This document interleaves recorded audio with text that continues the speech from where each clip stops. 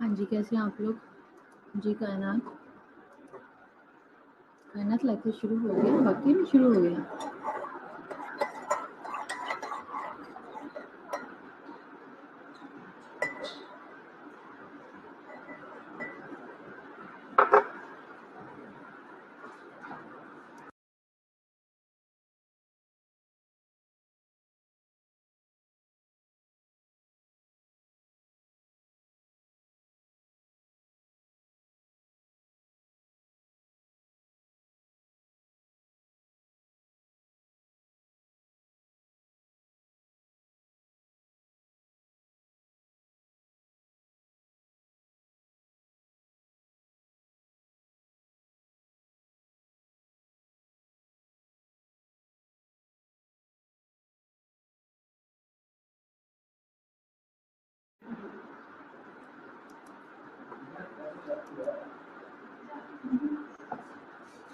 जी, प्रस्तिश कैसी हो आप? ऑनलाइन हो जाओ बस जल्दी से, ग्रुप में इन्फॉर्म करो। अच्छा, हमारा टॉपिक था मेंटल हेल्थ नर्सिंग का, जो चल रहा था। थर्ड ईयर है? ठीक है। अच्छा, इसमें हम इफेक्टिव डिसऑर्डर कर रहे थे। इफेक्टिव डिसऑर्डर की काफ़ी सारी चीज़ें हमने कवर की थी। Mania, acute mania.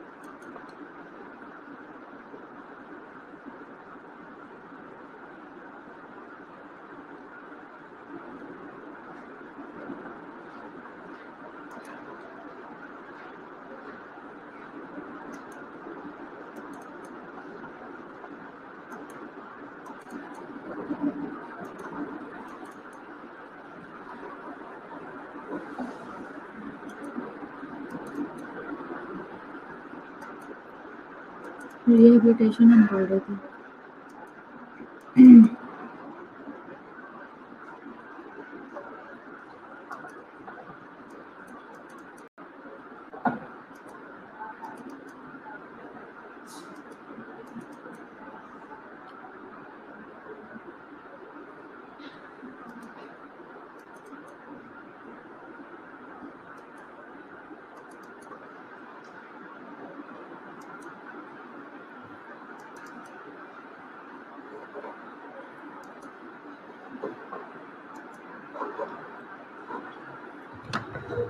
जी, आमना, नबीला, अफ़रा सियाब, रिफ़त, बॉयज़, प्रस्तिश, सब लोग कैसे हैं सब लोग?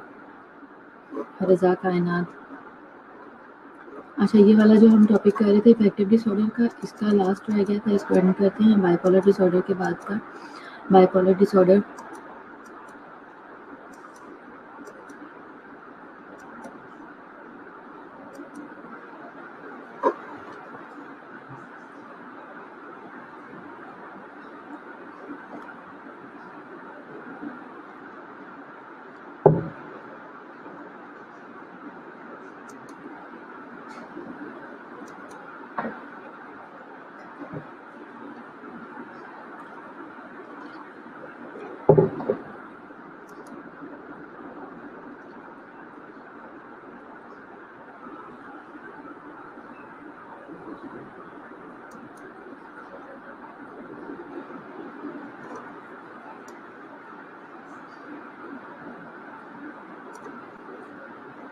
हाँ जी, नबीला मैं ठीक हूँ। हाँ जी, मेहरीन हुआ कैसे हो आप? जी, मेरा गुड मॉर्निंग। कुछ पढ़ भी रही हो या नहीं? कोई स्टडी भी कर रहे हो साथ-साथ?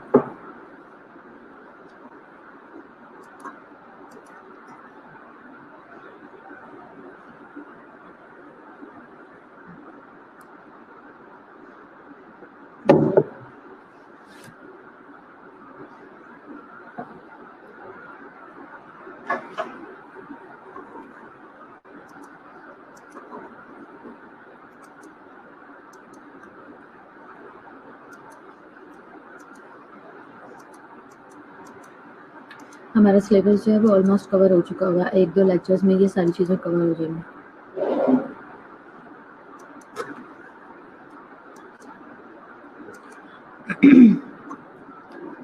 अगर आप लोग सेल्फ स्टडी के लिए कोई बुक से चीज़ें देखना चाहते हो तो आप देख सकते हो।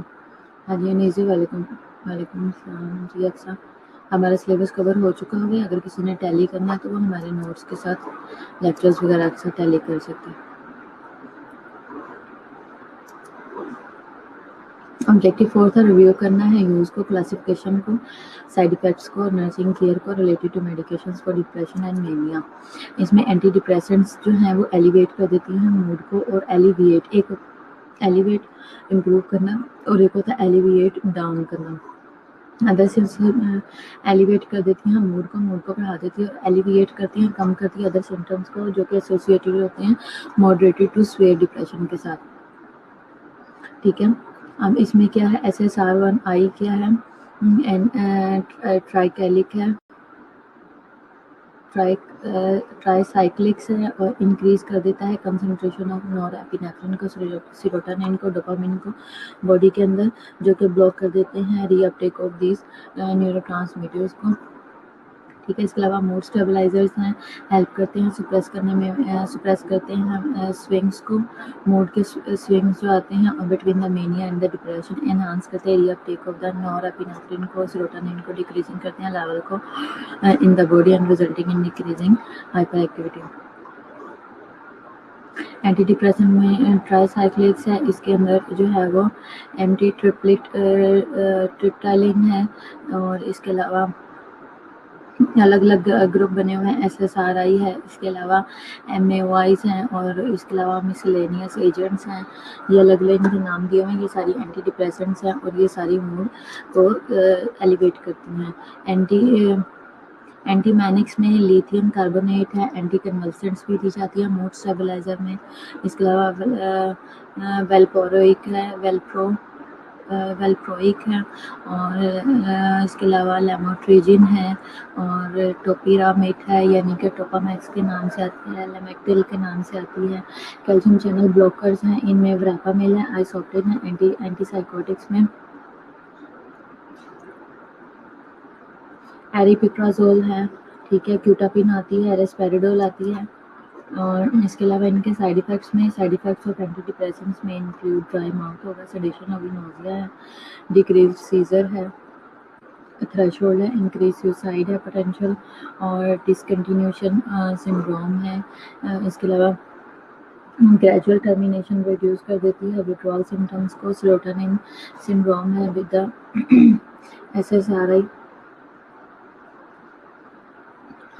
हाइपरटेंसिव क्राइसिस है।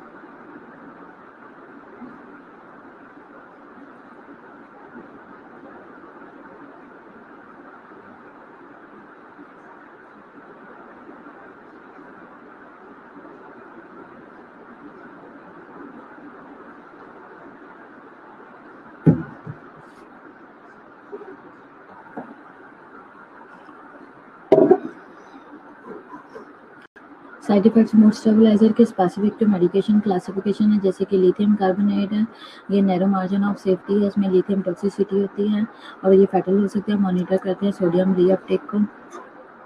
इसके अलावा ऑब्जेक्टिफाई अप्लाई करना है नर्सिंग केयर प्रोसेस को to a client with the effective disorder. Assessment में क्या है, इंफॉर्मेशन गैदर करनी है about clients mood and level of anxiety thoughts to harm self, और इसके अलावा हार्म सेल्फ एंड अदर्स है। डायग्नोसिस में risk for self directive violence होता है related to related to suicidal feelings होती हैं, risk for violence directed towards others है, related to homicidal ideation आती है, imbalance nutrition होगी, less than body requirement होगी, related to lack of interest in food होगा, disturbed sleep pattern होगा, related to depression होगा, anxiety related to panic disorder, social isolation related to agoraphobia है। ये diagnosis है। इसके लिए प्लानिंग क्या है, नर्सिंग केयर प्लान बनाया जाता है, कंसेप्ट मैप बनाया जाता है।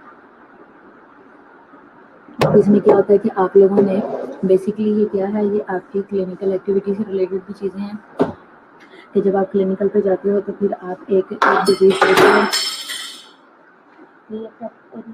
मतलब है कितनी रीअब्जॉर्प्शन हो रही है कि अलग से जो है वो मेडिसिन दी जाती है, उसमें से कितनी एब्जॉर्ब हो रही है, ये रीअपटेक आता है।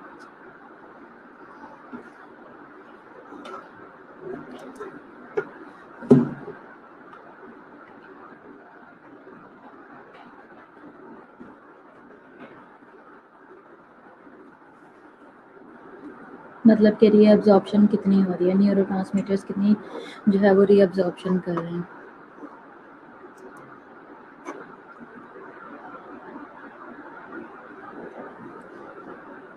अब जब आप उधर जाते हो, आपको ये केस कर लेते हो, फाइनलाइज करते हो, उस पर केस स्टडी बनाते हो, फिर उसी केस का फिर आप ये करते हो कि केयर प्लान बनाते हो, उसी के ऊपर मैप बनाते हो, इम्प्लीमेंटेशन करते हो चीज़ों की। और बॉयज़ ऐसा है कि गर्मियाँ हैं, ठीक है, और एसी अभी अलाउ नहीं हुए, तो हर तरफ फ़ैन चल रहे हैं और इस फ़ैन का शोर है। मैं फिर भी रीस्टार्ट करके देखती हूँ, शायद शोर कम हो।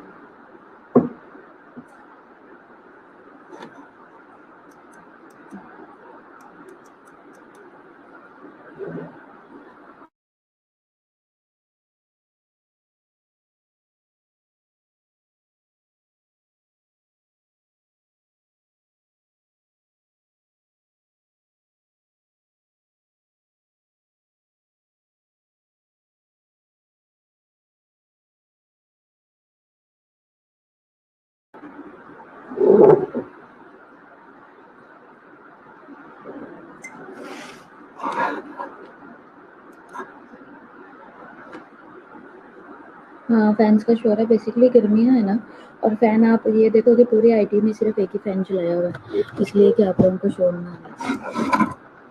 और एक्चुअली हम बैठे गर्मी में ही हैं और एसी भी अलाउड नहीं है। कुछ कम हुआ शोर, बेहतर हुआ पहले से।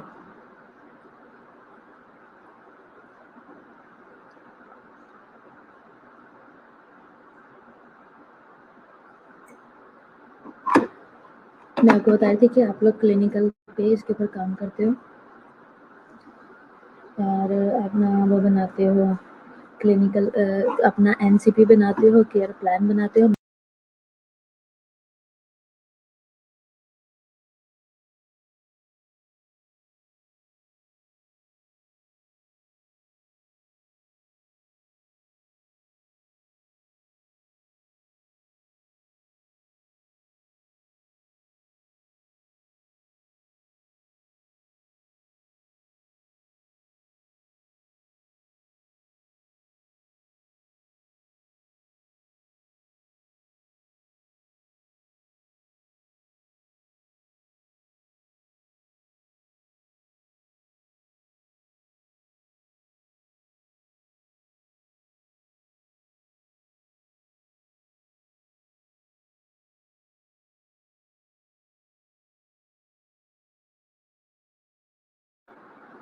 हाँ जी, बॉयज़ रीअपटेक का मतलब है कि रीअपटेक में आता है reabsorption of the neurotransmitters by the neurotransmitters transporter, ठीक है, कि जो न्यूरोट्रांसमीटर्स हैं वो रीअपटेक आ रहा था काफ़ी सारी चीज़ों का कि प्रॉपरली है या नहीं है, रीअब्जॉर्प्शन सही से होती है या नहीं होती, ठीक है, ये रीअपटेक है।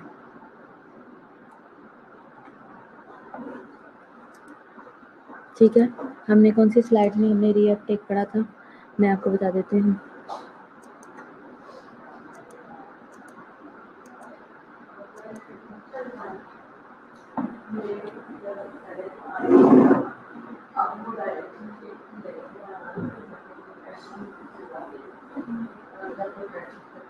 बेसिकली इसका मतलब है रीएब्जॉर्प्शन होना, ठीक है।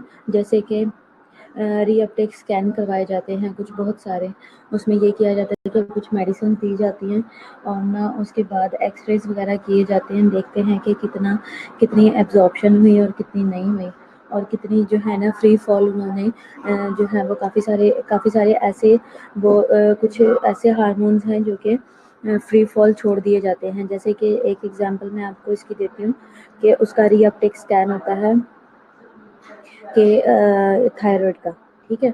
उसके लिए क्या होता है कि उसके लिए डाई दिया जाता है, ठीक है। और डाई जो है वो रेडियो एक्टिव डाई होता है, वो डाई देने के बाद आईवी दिया जाता है, देने के बाद स्कैन करवाया जाता है, ठीक है। और उससे क्या होता है कि वो देखता है कि एब्जॉर्प्शन उस डाई ने कितनी करवाई। बेसिकली वो थेराप्यूटिक भी होता है वो डाई, और वो जो डाई कुछ लिमिटेड अमाउंट में 1 to 2 cc सिर्फ दिया जाता है आईवी में, और वो जब बॉडी में जाता है तो वो सीधा थायराइड पे जाके जो डिजीज पार्ट होता है उसके ऊपर अटैक करता है, थायराइड पे अटैक करता है। और वो थायराइड को कहता है कि जो थायराइड जितनी आप सिक्रेशन रिलीज कर रहे हो उसको वो यूज़ करवाओ, और वो यूज़ करता है तो ठीक है, अगर नहीं करता प्रॉपरली तो वो भी पता लग जाता है, और यूज़ करता है तो भी पता लग जाता है। जैसे ही हम स्कैन करते हैं तो उसमें फ्री फॉल जितने भी होते हैं, एक्स्ट्रा जो TSH T3 T4 आ रहा होता है वो भी पता लग जाता है कि ये नॉर्मल फंक्शनिंग में है या नहीं है। तो बेसिकली जो मूड स्टेबलाइजर हैं वो हेल्प करते हैं सप्रेस करने में मूड स्विंग्स को मेनिया और डिप्रेशन के दरमियान में। और इनका मेन काम क्या है, हम देखो मेनिया क्या है, बहुत ज़्यादा एक्सेसिवली अग्रेसिव होना, वो हैप्पी होना, ठीक है, मैनिक हो जाना, ठीक है। और डिप्रेशन क्या है, टू मच होपलेस हो जाना, ठीक है। अब इन दोनों के अंदर स्विंग हो रहा है, कभी एकदम बहुत अच्छा हो जाता है, खुश हो जाता है, यूफोरिक मोड में रहता है, एकदम डिप्रेस्ड हो जाता है। अब मुझे बताओ इन दोनों के दरमियान में बैलेंस कैसे किया जाएगा। इनको बैलेंस करने के लिए मूड स्टेबलाइजर्स दिए जाते हैं। अब उनका क्या काम है, वो एनहांस कर देते हैं रीअपटेक ऑफ द नॉरएपिनेफ्रिन को। अब रीअपटेक करवा रहे, रीअब्जॉर्प्शन करवाना, जो कि ज़रूरत से ज़्यादा रिलीज हो रही है, बॉडी के अंदर फ्री फॉल घूम रही है, उसको रीअब्जॉर्ब करवाना शुरू कर देंगे। मूड स्टेबलाइजर जो है, बॉयज आपको समझ आ रही है बात की। अब उसने क्या करना है, अब उसने एनहांस कर देना है रीअपटेक को, रीअब्जॉर्प्शन को, नॉरएपिनेफ्रिन को और सेरोटोनिन को। अब क्या करता है सेरोटोनिन, क्या करता है, हाँ जी, हाँ जी बॉयज, नॉरएपिनेफ्रिन क्या करता है बॉडी में,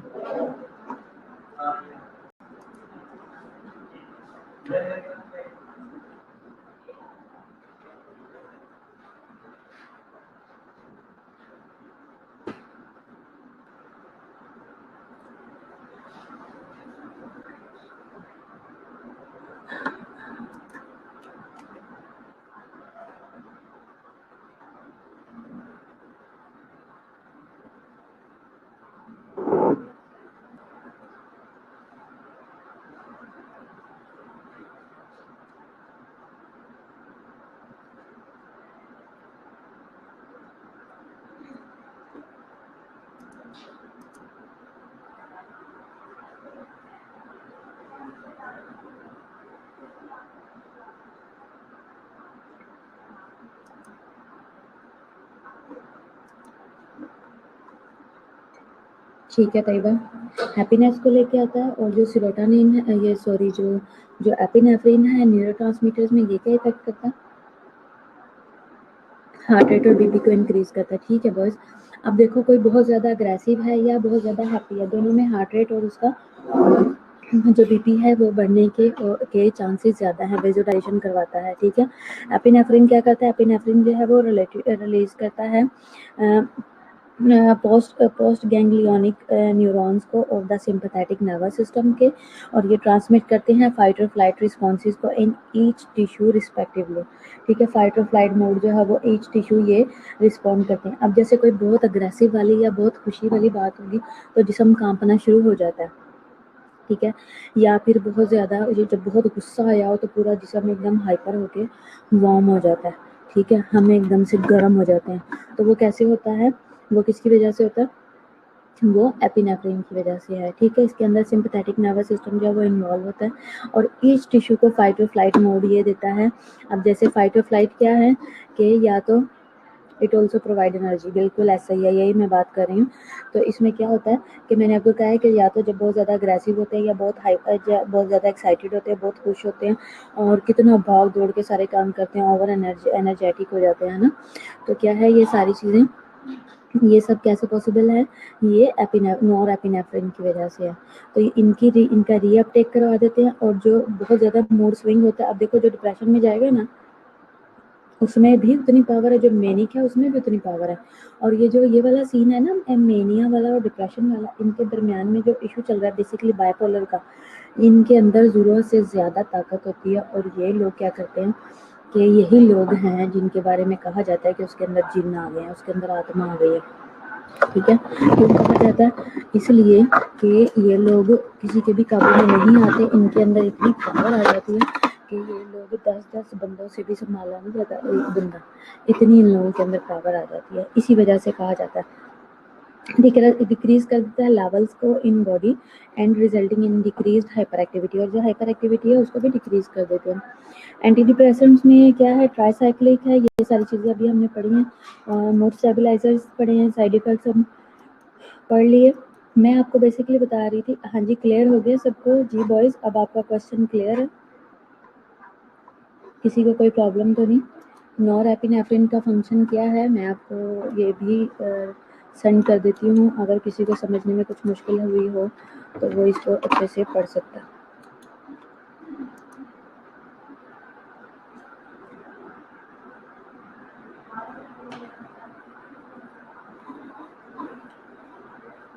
हाँ जी अफरोज, आपको सही समझ आइए?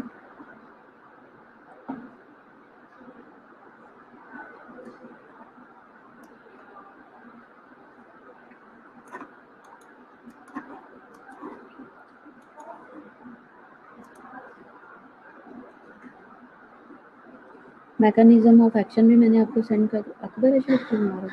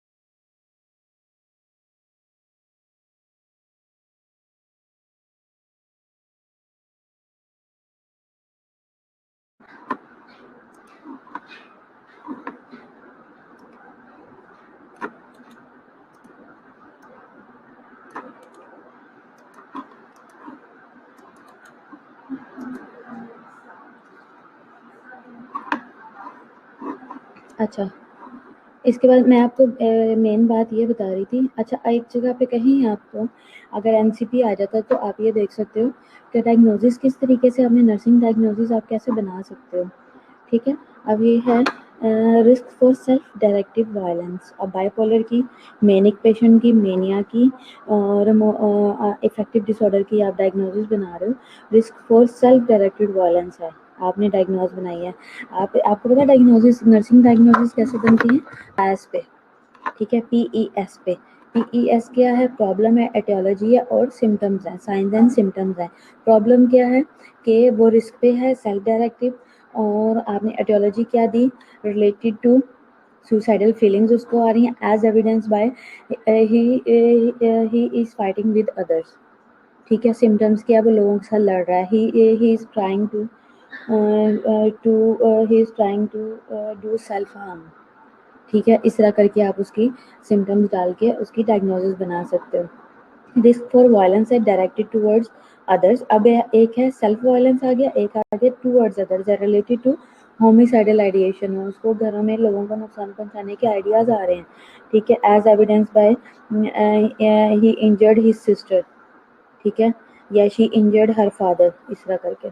इम्बैलेंस न्यूट्रिशन है, लेस देन बॉडी रिक्वायरमेंट है, related to lack of interest in food है, as evidence by weight loss. अभी जो थर्ड डायग्नोज है, पहले प्रॉब्लम आ गई इम्बैलेंस न्यूट्रिशन है और उसकी लेस देन बॉडी रिक्वायरमेंट। वो पहले खाता था 4 रोटियां, अचानक से उसने 1 रोटी खानी शुरू कर दी। अब हम आपको तो पता है ना कि 4 खाता था, आपको तो पता है उसकी बॉडी की रिक्वायरमेंट ज़्यादा है और आप परेशान हो के कमज़ोर भी होता जा रहा है। प्रॉब्लम क्या है कि रोटी कम खा रहा है। अब इसका एविडेंस क्या है कि उसका वेट लॉस हो रहा है। रिलेटेड टू क्या है, उसकी वजह क्या है, एटियोलॉजी क्या है।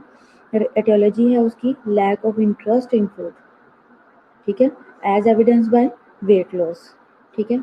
10 kg इन 1 मंथ या 10 kg इन 2 वीक्स, इस तरह करके आप डाल सकते हो। डिस्टर्ब स्लीप पैटर्न है, related to depression, as evidence by lack of sleep या रेस्टलेसनेस, और lack as evidence by he is having stress, ठीक है।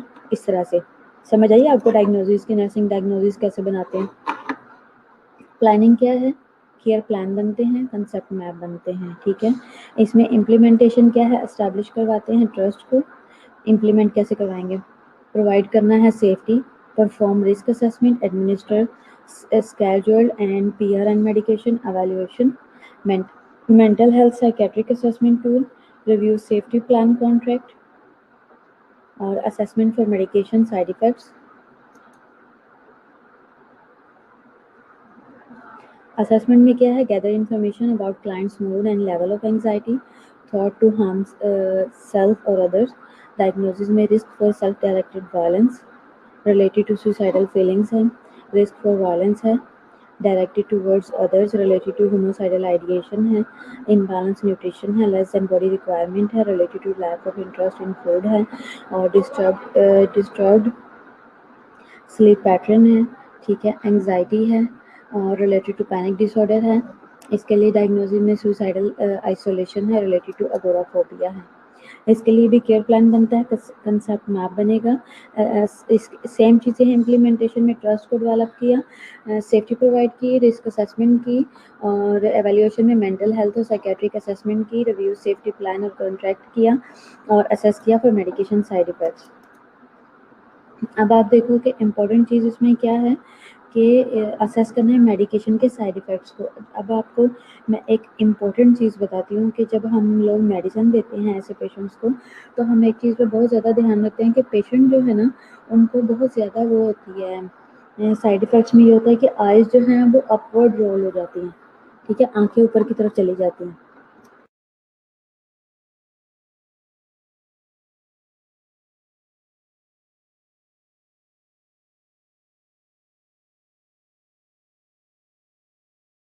इन पेशेंट्स की आइज़ जो हैं वो ऊपर की तरफ रोल होना शुरू हो जाती हैं, और क्या होता है कि पेशेंट जो हैं वो उनके हाथ-पाँव काँपना शुरू हो जाते हैं, ट्रेमर होता है।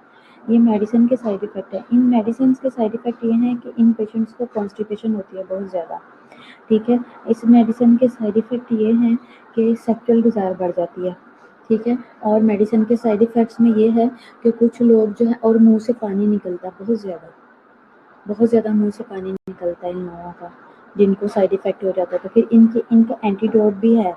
कैंप्रो जो है ना, कैंप्रो एक मेडिसिन है, उसका इंजेक्शन भी आता है, वो पेशेंट को लगाया जाता है। इंजेक्शन भी लगाया जाता है आईवी में, आईएम में, और इसके अलावा जो है वो टैबलेट्स भी बढ़ा दी जाती हैं। अगर हमें किसी को साइड इफ़ेक्ट फ़ील हो रहे होते हैं ना, पेशेंट कहता है कि मेरे जिस्म बहुत अकड़ रहा है, गर्दन अकड़ रही है, गर्दन पीछे की तरफ जाना शुरू हो जाती है, अकड़ना शुरू हो जाती है, तो हम जल्दी-जल्दी उसको 2-3 कैंप्रो दे देते हैं। कैंप्रो की मेडिसिन दे देते हैं, टैबलेट। अब कैंप्रो वैसे हर एक मेडिसिन में होती है, ये नहीं कि नहीं देते हैं, वैसे भी रूटीन में भी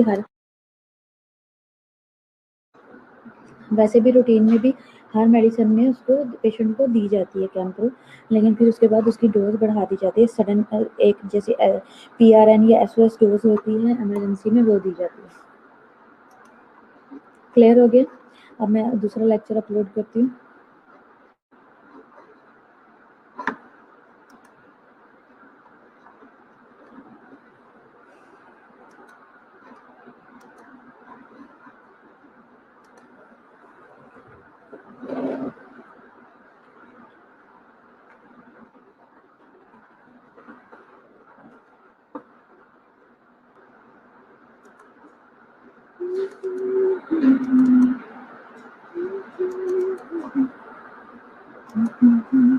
ये यूनिट भी हमने कवर कर लिया।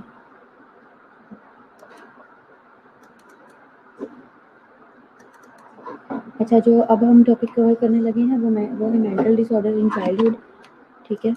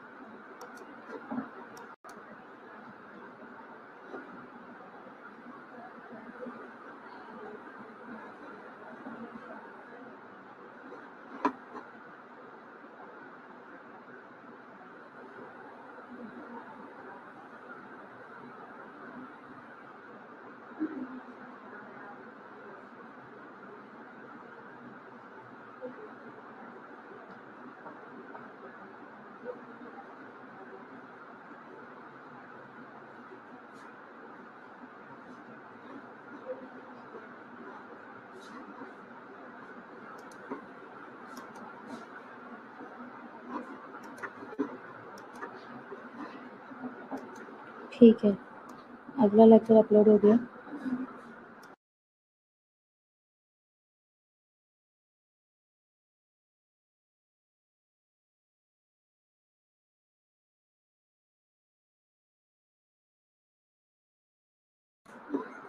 अच्छा, अगला लेक्चर जो है वो हमारा है चाइल्डहुड मेंटल डिसऑर्डर पे है। ठीक है, अच्छा, इसमें क्या है, unique variation in presenting psychiatric symptoms in the age group क्या है, understand the high likelihood of the comorbidity in this age group क्या है, be aware of the use of the multi modal treatment in the childhood children and adolescents क्या है, diagnostic dilemma क्या आता है इसके अंदर। सबसे पहले, regardless of the presenting symptoms children and adolescents are often referred for evaluation for ADHD attention deficit hyper active disorder. ठीक है, बच्चे हों या एडोलसेंट्स हों, सबसे पहले उनको इसके लिए एवेल्युएशन में डाला जाता है कि अगर कोई बच्चा इस तरह से बिहेव करता है तो उसको फौरन से लेबल नहीं कर दिया जाता कि ये पागल है।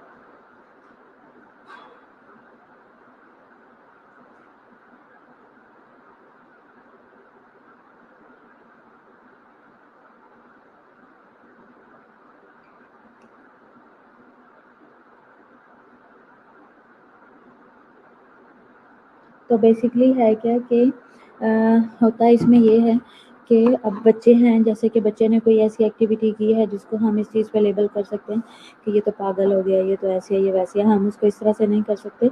हमने क्या करना होता है, बेसिकली हमने उसको अटेंशन डेफिसिट के अंदर डालना होता है, फिर उसके बाद हम उसको डायग्नोज करते हैं प्रॉपरली, जब अच्छी तरह असेस कर लेते हैं। Medical professionals are then faced with a clinical dilemma which is our focus today. Medical professional जो हैं वो फेस करते हैं क्लिनिकल डायलेमा को, which is our focus today. ADHD what is it, what it is, ठीक है, what is not, ठीक है, what it is not, and how to treat whatever it is, ठीक है, ये क्या है और क्या नहीं है और इसको किस तरीके से ट्रीट करना है, ठीक है। इसका क्राइटेरिया क्या है, symptoms presents for 6 months to a degree that is maladaptive and inconsistent with the development level of the child, clear evidence of clinical significant impairment presents in 2 or more settings, onset of the impairment must be before age, ठीक है, 7 है, और even it was not diagnosed until later। ADHD क्या है, इसमें इनअटेंशन है, इनअटेंशन symptoms आते हैं इसके अंदर।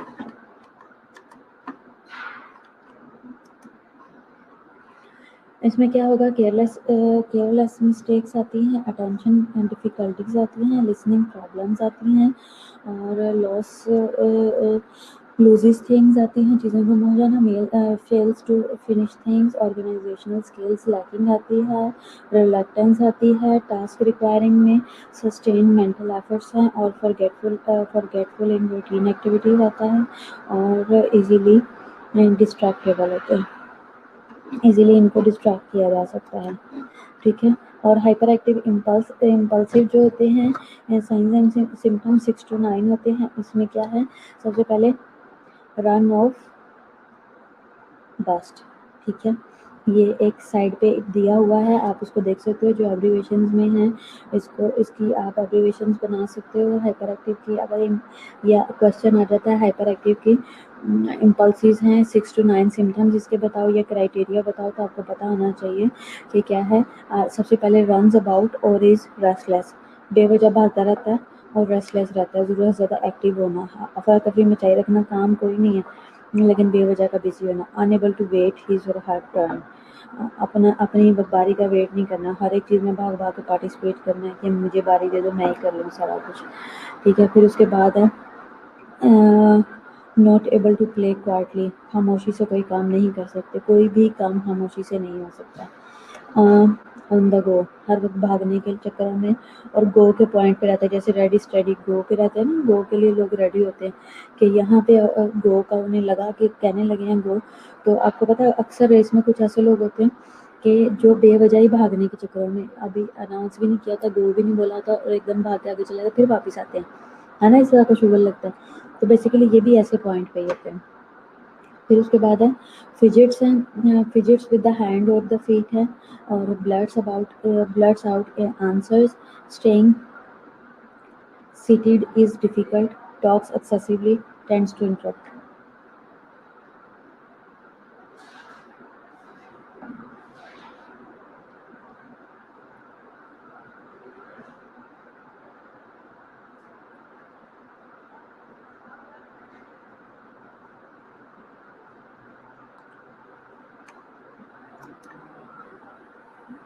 एडीएचडी में क्या है, नॉट एक्सक्लूजन क्राइटेरिया, इसमें क्या है, ADHD is not diagnosed if the symptoms occur in the course of the pervasive developmental disorder, psychotic disorders, और if the symptoms are likely due to another psychiatric disorder, for example mood disorders है, anxiety disorder है, dissociative disorders होते हैं, obsessive compulsive disorder है, इसके अंदर oppositional defiant disorders है। इसमें क्या है, इसमें एक्सक्लूजन क्राइटेरिया को नोट कर लिया जाता है, और एडीएचडी जो है वो इज नॉट डायग्नोज्ड, इसको डायग्नोज नहीं किया जा सकता अगर सिम्टम अकर हो रहे हैं इन the course of a pervasive developmental disorder में, अगर अकर हो रहे हैं साइकोटिक डिसऑर्डर्स में, और if the symptoms are likely due to another psychiatric disorders की वजह से हैं, फॉर एग्जांपल मूड डिसऑर्डर है, एंग्जाइटी डिसऑर्डर है, डिसोसिएटिव डिसऑर्डर्स है, ऑब्सेसिव कंपल्सिव डिसऑर्डर है, ऑपोजिशनल डेफिएंट है, कुछ भी।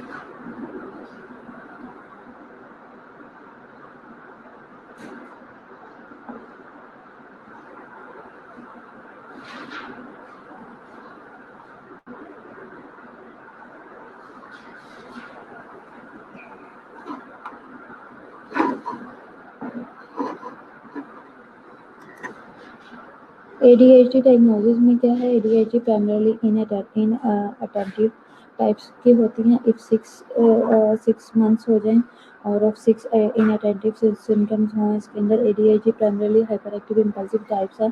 If 6 months of 6 hyper active impulsive disorders हों, सिम्टम्स हों और कंबाइंड टाइप हो अगर, तो इफ 6 मंथ हो गए हुए हैं और इनअटेंटिव सिम्टम भी आ रहे हैं और 6 मंथ हो गए हैं हाइपर एक्टिव इम्पल्सिव सिम्टम भी आ रहे हैं, तो ये कंबाइंड टाइप हो जाएगी।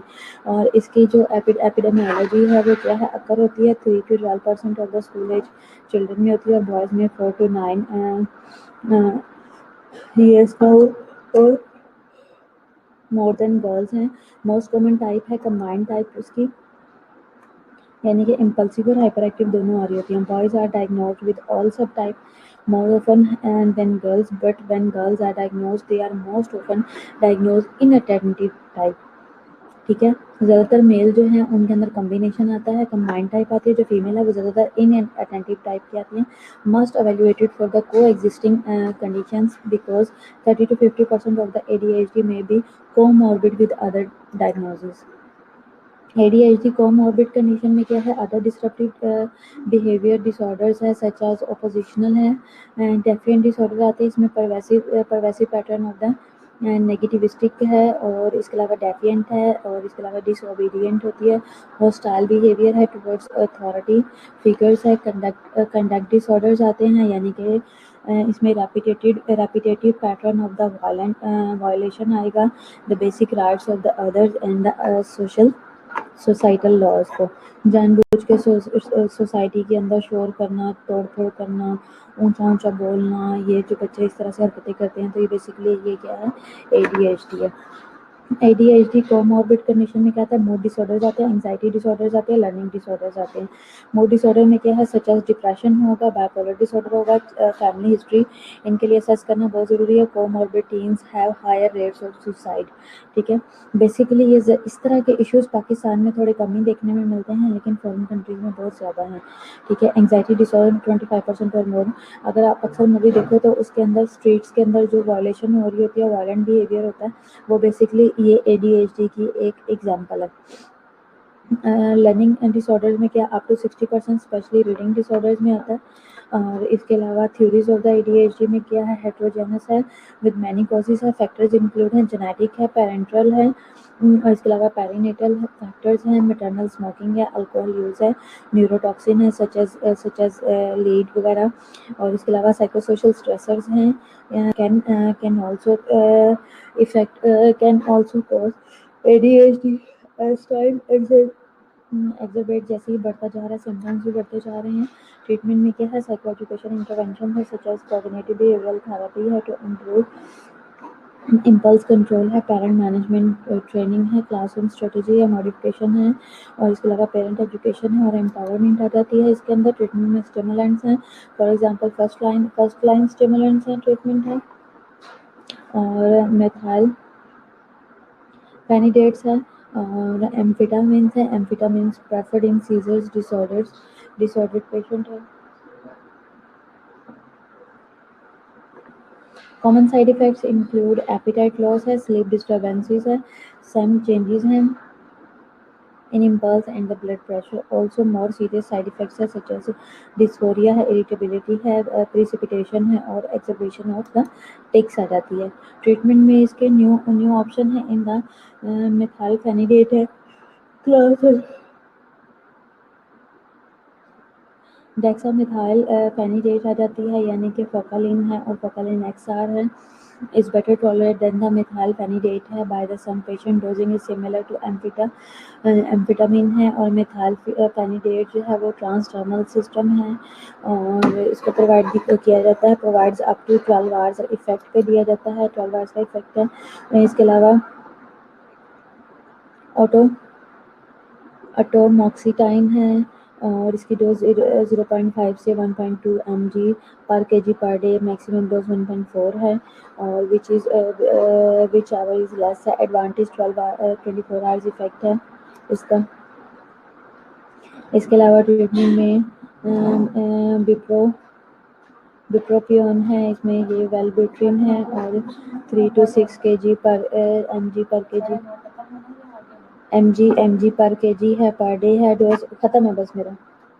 और फिर उसके बाद है साइड इफेक्ट, इसके वेट चेंज होता है, वेट बढ़ भी सकता है, कम भी हो सकता है, ड्राई माउथ होगा, हेडेक होगी, जीआई इफेक्ट्स आ सकते हैं, जैसे कि मैंने आपको बताया है। पहले मैंने आपको बताया वाटरिंग माउथ होता है, पानी बहुत ज़्यादा आता है, कुछ लोगों को ड्राइनेस भी हो सकती है, पेशेंट को हेडेक होता है बहुत ज़्यादा, और जीआई डिस्टर्बेंस, जीआई इफेक्ट्स में क्या आता है, कुछ लोगों को बहुत ज़्यादा वो कॉन्स्टिपेशन होती है, कुछ को डायरिया हो जाता है, ठीक है। और ज़्यादातर जो हमारे पास हेडेक्स आते हैं उनको डायरिया रहता है, फिर उनको हम जो है उसके ऊपर रखते हैं लैमोटिल और इस तरह की टैबलेट्स के ऊपर रखते हैं। इंसोम्निया होता है, कॉन्ट्राइंडिकेशन इन सीजर्स डिसऑर्डर है, ईटिंग डिसऑर्डर्स हो जाते हैं, ठीक है, कुछ स्पेसिफिक मेडिसिन की वजह से। इसके अलावा वैनिला वैक्सीन आती है, और मतलब ये सारी मेडिसिन हैं जिनके ट्रेड नेम हमें नहीं पता कुछ खास, और जेनेरिक भी नहीं पता क्योंकि रेयर यूज़ करते हैं हम लोग। इवन आप मेंटल में भी चले जाओ ना, तो वही 2-4 टैबलेट्स है जो यूज़ की जाती है। इतने सारे नामों, इनमें काफ़ी सारी मेडिसिन ऐसी हैं जिनमें मुझे सिर्फ 2-4 का पता है ज़्यादातर के अंदर, क्योंकि जो यहाँ पे यूज़ होती है वो रेयर है, कोई सही तरह यूज़ करता है। और ये सारी डोजेस वगैरह दी हुई हैं उन्होंने।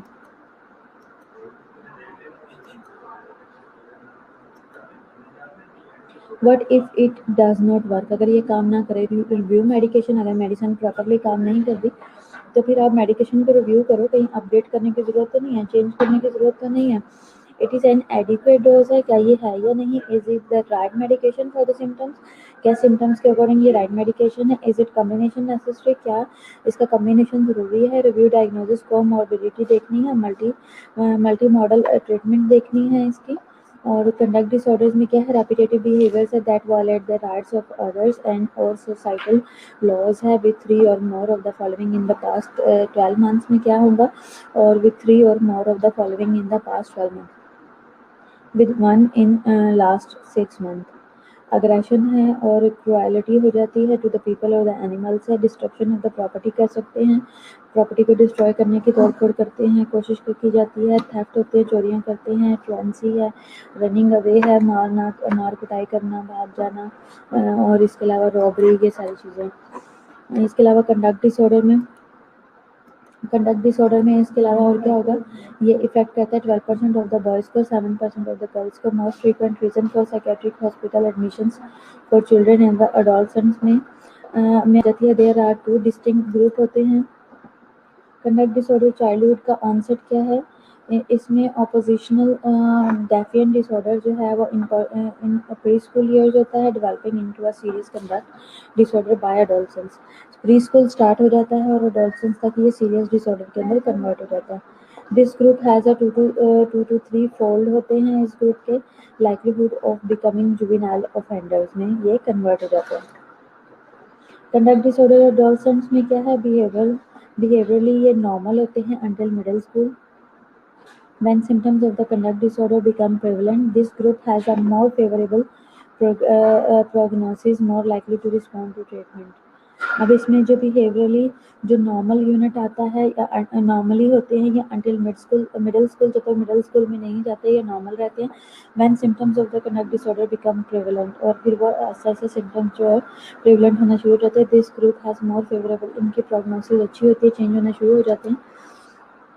अब ज़्यादातर जो है ना, जिन लोगों के लिए हमारी सोसाइटी में ये वाला वर्ड यूज़ होता है ना कि ये वो है बिगड़े हुए बच्चे हैं, ये बच्चा बहुत बिगड़ा हुआ है, या बहुत ज़्यादा बदतमीजी करना, अपने लोगों को, अपने ग्रुप को, अपने क्लास फेलोज़ को भी तंग करना, क्लास के अंदर डिस्टर्बेंसेस क्रिएट करना, वो बेसिकली वो लोग इनके अंदर आते हैं, ठीक है। माहौल ख़राब करना, हर वक्त जो है वो इसी ताड़ में रहना कि हम ऐसी हरकत करें कि सारा निज़ाम धर्म भरम हो, तो वो बेसिकली वो भी इस तरह के कंडक्टिव डिसऑर्डर में और मेंटल डिसऑर्डर में वो लोग आते हैं, ठीक है। अब इसमें कंडक्टिव डिसऑर्डर के साइकोसोशल कोरिलेट्स क्या होंगे, ये हार्श पनिशमेंट की जाए। इंस्टीट्यूशनल लिविंग आती है इसके अंदर। इनकंसिस्टेंट पेरेंटल फिगर्स हैं, यानी कि living with different relatives for years. Basically इस वजूहात ये बनती है, अगर किसी को बहुत सख्त पनिशेस की जाती है ना, उसकी वजह से लोग ऐसे करते हैं। अब हो सकता है कि जो लोग इस तरह की एक्टिविटीज़ करते हैं अपनी सोसाइटी में, अपनी ऑर्गेनाइजेशंस के अंदर, अपने इंस्टीट्यूशंस के अंदर, और ज़्यादातर क्योंकि ये स्कूल्स की बात हो रही है, तो ये बेसिकली इनके साथ फिर इस तरह की कुछ चीज़ें हुई होती हैं जिसकी वजह से ये बड़े होकर बाकियों के लिए प्रॉब्लम बनते हैं। जैसे कि हार्श पनिशमेंट हुई है, इंस्टीट्यूशंस जो हैं वो इंस्टीट्यूशनल लिविंग है, किसी ऐसे इंस्टीट्यूट में रहे हुए हैं, हॉस्टल्स में रहे हुए हैं जहाँ पे इस तरह का माहौल देखा है, तो वो अब आगे दूसरों के साथ बदले ले रहे हैं। दूसरा इनकंसिस्टेंट पेरेंटल फिगर होता है, यानी कि इनकी जो अपब्रिंगिंग है, इनकी जो तरबियत है, या ये इनको पाला ही किसी गैर ने है, किसी रिश्तेदार ने पाला हुआ है काफ़ी सालों तक, इस वजह से ये ऐसे हो गए। इसके अलावा पुअर पेरेंटल मॉनिटरिंग होती है इन अर्ली चाइल्डहुड। माँ बाप ने सही देखभाल नहीं की, माँ बाप ने तवज्जो नहीं दी, इसलिए ये बिगड़े हुए, इन्हें बड़े छोटे की तमीज़ का पता ही नहीं है, अपने कलीग्स का नहीं पता, किसके साथ कैसे रहना, अपने अपने क्लास फेलोज़ का नहीं पता, टीचर्स के साथ बदतमीज़ी करना, रूड बिहेव करना, बेवजह का अपने आप में चौधरी बनना, माहौल ख़राब करना। ठीक है, तो ये क्या है, बेसिकली इन शॉर्ट ये है कि फिर ये घरों से सीख के आए होते हैं। पेरेंटल कॉन्फ्लिक्ट रहना, पेरेंट्स के अंदर कॉन्फ्लिक्ट है जो बच्चों में आता है। मैटरनल डिप्रेशन है, माँ जो है वो हर वक्त डिप्रेस रही है क्योंकि बाप छोड़ रही है, या इस तरह के इश्यूज़ आए। इसके अलावा पेरेंटल पैटर्नल अल्कोहलिज्म, माँ और बाप दोनों शराबें पीते हैं जिसकी वजह से ऐसा है। ठीक है, अटेंडेंस लगवा लो आप लोग, कल फिर लेक्चर में ये ख़त्म करवाऊँगी।